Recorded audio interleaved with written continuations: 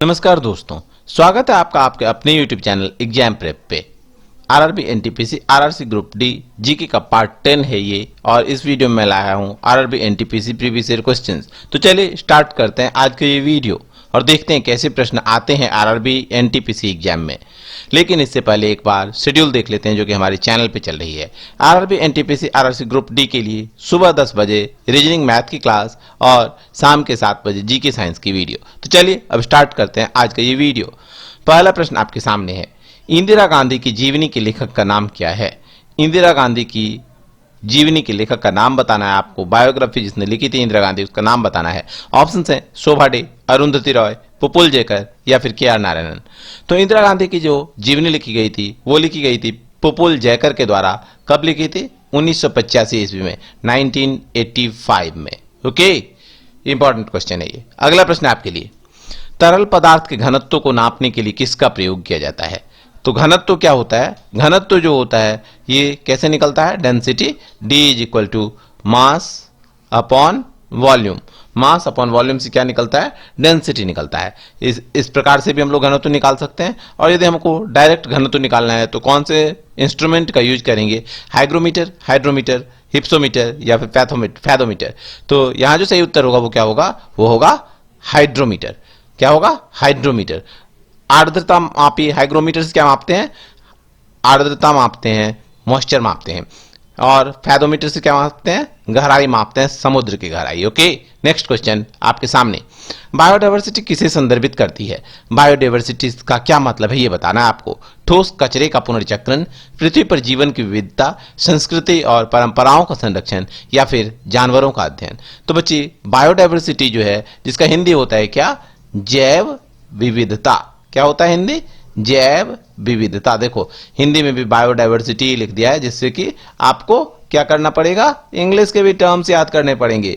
जैव विविधता का हिंदी क्या होता है? बायोडायवर्सिटी। तो यदि बायोडायवर्सिटी का हिंदी लिखा होता जैव विविधता तो आप लोग फटाक से बता देते, पृथ्वी पर जीवन की विविधता, ऑप्शन नंबर बी। लेकिन यहाँ पर लिखा ही नहीं। तो ऑप्शन सही तो है पृथ्वी पर जीवन की विविधता ही, लेकिन क्वेश्चन को घुमा दिया है। और ये टर्म सबसे पहले किसने दिया था? तो ये टर्म दिया गया था थॉमस लवजॉय के द्वारा। Thomas Lovejoy, love plus Joy, love plus Joy, Lovejoy. Okay, अगला प्रश्न आपके लिए, भारत द्वारा जीते गए 2011 क्रिकेट विश्व कप में मैन ऑफ द सीरीज किसे चुना गया था? 2011 में भारत ने क्रिकेट का विश्व कप जीता था। इससे पहले कब जीता था बता सकते हैं? 1983 में। तो दूसरी बार जो जीता 2011 में, तो इसमें कौन चुने गए थे मैन ऑफ द सीरीज ये बताना है आपको। ऑप्शंस हैं सचिन तेंदुलकर, युवराज सिंह, राहुल द्रविड़ या फिर MS धोनी। तो बच्चे जो मैन ऑफ द सीरीज हुए थे वो थे युवराज सिंह। इन्होंने कुल कितने रन बनाए थे? 362 रन बनाए थे। और कितने विकेट लिए थे? विकेट भी लिया था इन्होंने 15 विकेट। तो ये बने थे मैन ऑफ द सीरीज। कौन थे? युवराज सिंह। किसको हराया था फाइनल में पता है आप लोगों को? किसे हरा के जीता था ये वर्ल्ड कप? तो ये वर्ल्ड कप फाइनल में हराया था श्रीलंका को भारत ने। किसे हराया था? श्रीलंका को। और ये कहां खेला गया था फाइनल? ये खेला गया था वानखेड़े स्टेडियम मुंबई में। ओके, नेक्स्ट क्वेश्चन आपके सामने, हुलुक गिबन नामक जानवर कहां पाए जाते हैं? हुलुक गिबन, गिबन प्रजाति का है जो कि एक तरह से ईप जैसा ही है। तो ये कहां पाए जाते हैं ये बताना है आपको। केरला, उत्तराखंड, तमिलनाडु या अरुणाचल प्रदेश। तो बच्चे इस प्रश्न का सही उत्तर क्या होगा? तो हुलुक गिबन जो है ये कहां कहां पाए जाते हैं पूरे विश्व में? ईस्टर्न बांग्लादेश में, नॉर्थ ईस्टर्न इंडिया में, म्यांमार में और साउथ वेस्टर्न चाइना में। यहीं पे पाए जाते हैं हुलुक गिबन। तो यहां पे जो सही उत्तर हो जाएगा वो क्या होगा? वो होगा अरुणाचल प्रदेश, भारत का नॉर्थ ईस्टर्न स्टेट। ओके, अगला प्रश्न ये रहा, टीपू सुल्तान मस्जिद कहां पर स्थित है? आपको बताना है कि टीपू सुल्तान मस्जिद कहां पर स्थित है। मैसूर, बेंगलुरु, कोलकाता या फिर दिल्ली। तो बच्चे टीपू सुल्तान मस्जिद जो ये स्थित है कोलकाता में। गलती से भी मैसूर नहीं लगा देना आप लोग। टीपू सुल्तान तो मैसूर के थे सम्राट, शासक, लेकिन ये मस्जिद कहां पे स्थित है? ये है कोलकाता में स्थित। किसने बनवाया? गुलाम मोहम्मद सुल्तान साहिब के पुत्र ने ये बनाया था। आर्किटेक्ट थे गुलाम मोहम्मद सुल्तान साहिब, इन्होंने इस मस्जिद का निर्माण करवाया था। ओके, आगे बढ़े। क्वेश्चन आपके सामने, गीत अमर सोनार बांग्ला के रचयिता कौन है?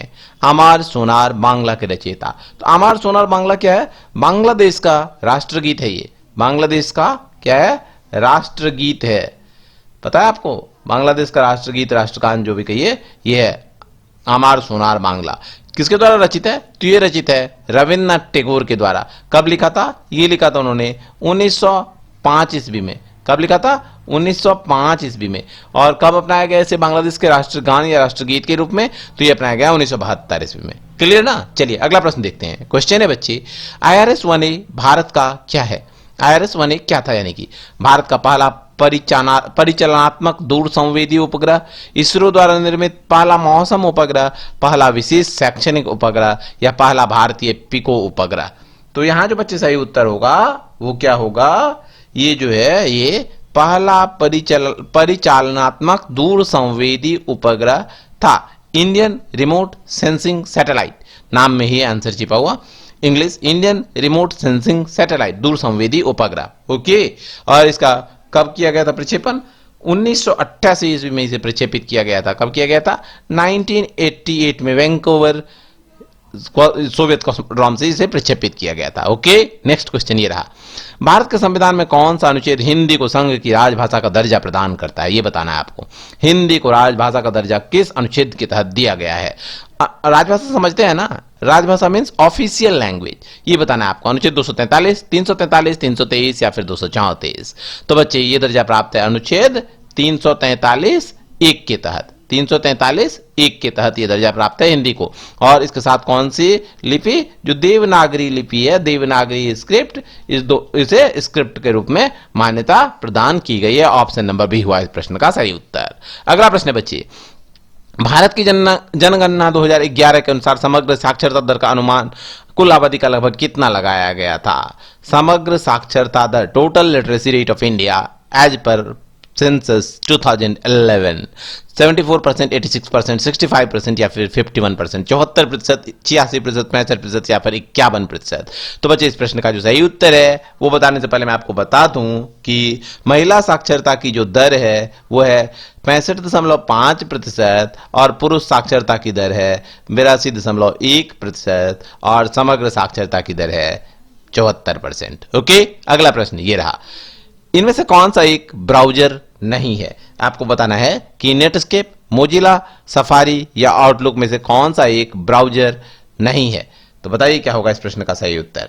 तो बच्चे यहां जो सही उत्तर है वो है क्या? वो है आउटलुक। आउटलुक क्या है? ये MS ऑफिस का एक सूट, MS ऑफिस सूट का एक पार्ट है। क्या है?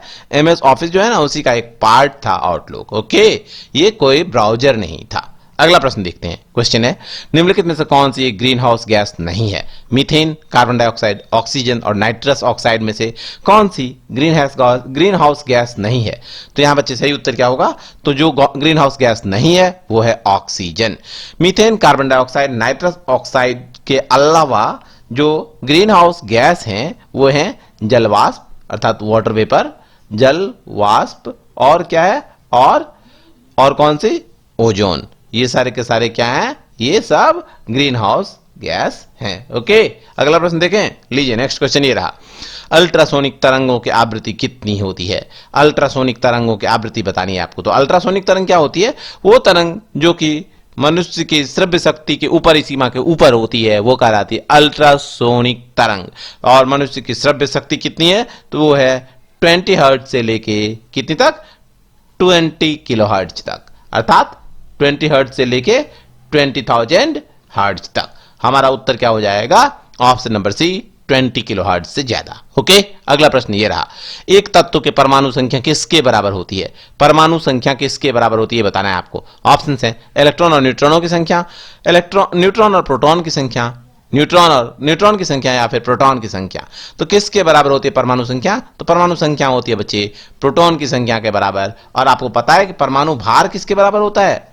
परमाणु भार किसके बराबर होता है? तो परमाणु भार जो होता है ये तत्व का किसके बराबर होता है? ये होता है प्रोटॉन प्लस न्यूट्रॉन की संख्या के बराबर। ओके, क्लियर ना? पूछा जाता है, ये भी प्रश्न इंपॉर्टेंट है, याद रखेंगे। अगला प्रश्न देखते हैं। क्वेश्चन है बच्चे, पीसी को वायरलेस नेटवर्क से कनेक्ट करने के लिए कौन सा डिवाइस आवश्यक है?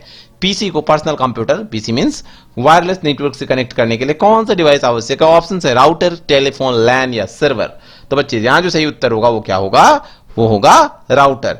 राउटर जो है वो क्या है? एक प्रकार का नेटवर्किंग डिवाइस है जो डेटा पैकेट्स को ट्रांसफर करता है विभिन्न कंप्यूटर नेटवर्क के बीच में। ऑप्शन नंबर ए हुआ इस प्रश्न का सही उत्तर। तो बच्चे ये थे RRB NTPC previous year questions. Video पसंद आया तो लाइक कर दीजिए और लाइक करने के साथ इसे शेयर कर दीजिए अपने दोस्तों के साथ। धन्यवाद।